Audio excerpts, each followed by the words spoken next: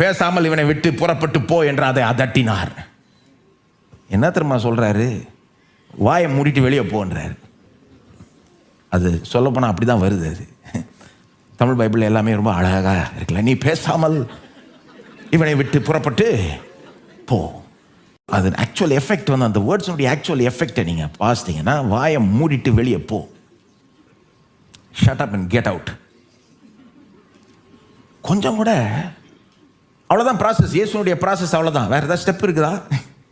ஏதாவது தெளிச்சாரா? மந்திரம் ஓதினாரா?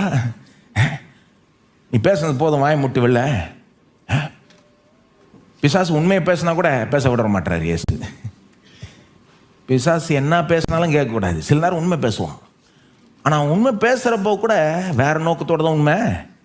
சில நேரம் வசனத்தையே நம்மகிட்ட வந்து கோட் பண்ணுவான். இயேசுகிட்டே கோட் பண்ணா இல்லையா? ஒரு காரியத்தை புரிஞ்சுக்கணும். பிசாசு என்ன சொன்னாலும் கேட்கக்கூடாது. அவனை வாய்